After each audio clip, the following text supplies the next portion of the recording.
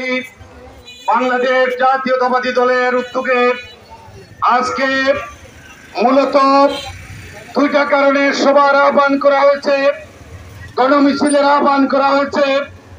একটা হচ্ছে, আপনারা জানেন ফিলিস্তিনিদের উপর যে বর্বরোচিত হামলা পরিচালিত হচ্ছে, সেই হামলা ইতিহাসের সবচেয়ে নির্ঘাতজনক হামলা।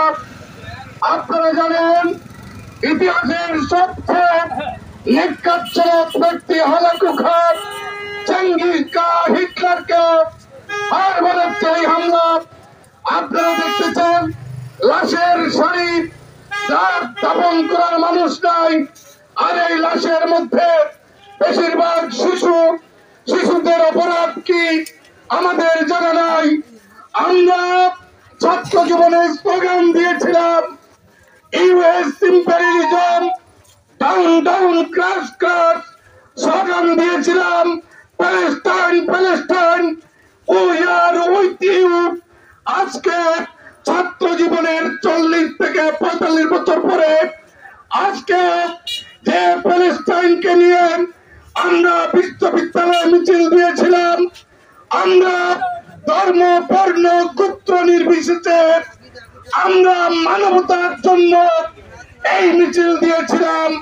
মিছিলের উদ্দেশ্য ছিল শিশু হত্যা বন্ধ করতে হবে, গাজায় যে নারকীয় হত্যাযজ্ঞ হচ্ছে তা বন্ধ করতে হবে, যুদ্ধবিরতি করে আলোচনার মাধ্যমে সকল সমস্যার সমাধান করতে হবে। আমরা দেখলাম জাতিসংঘ আজ পর্যন্ত কোন কার্যকর পদক্ষেপ নেয়নি। জাতিসংঘ আজ পর্যন্ত যে কাজগুলা করছে সেই কাজে বিশ্ববাসীর মনে প্রশ্ন দেখা দিয়েছে, জাতিসংঘ কি একটা বিশেষ ধর্মের প্রতিনিধিত্ব করছে? জাতিসংঘ কি শুধু ইহুদিদের নাসারাদের প্রতিনিধিত্ব করছে? আমরা ইহুদি নাসারাদের প্রতিনিধি কিভাবে বলবো?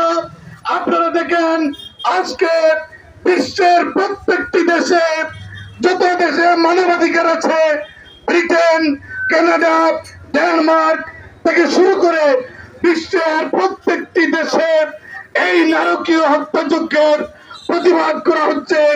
এই নারকীয় হত্যাযজ্ঞ বন্ধ করে আমরা অবিলম্বে বাংলাদেশ জাতীয়তাবাদী দল ইতিমধ্যে ঢাকায় বিশাল র্যালি করে মানব প্রাচীর তৈরি করে ঢাকার রাজপথে ইতিমধ্যে জানিয়ে দিয়েছে এই ইসরায়েলকে এবং জাতিসংঘকে আমরা বাংলাদেশের সবচেয়ে বেশি মানুষের প্রতিনিধিত্বকারী দল, সবচেয়ে বড় রাজনৈতিক দল, যে দলের কর্মী সমর্থক বলা যায় আজকে 10 থেকে 12 কোটি, এই 10 থেকে 12 কোটি কর্মী সমর্থকের দল।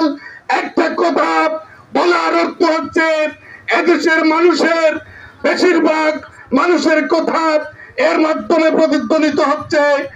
আমরা জাতিসংঘকে আমাদের কেন্দ্রীয় কর্মসূচিতে আমাদের পার্টির মহাসচিব জানিয়ে দিয়েছেন অবিলম্বে আলোচনায় বসে যুদ্ধবিরতি ঘোষণা করে জাতিসংঘের শিশু হত্যা বন্ধ করতে হবে, নারী হত্যা বন্ধ করতে হবে।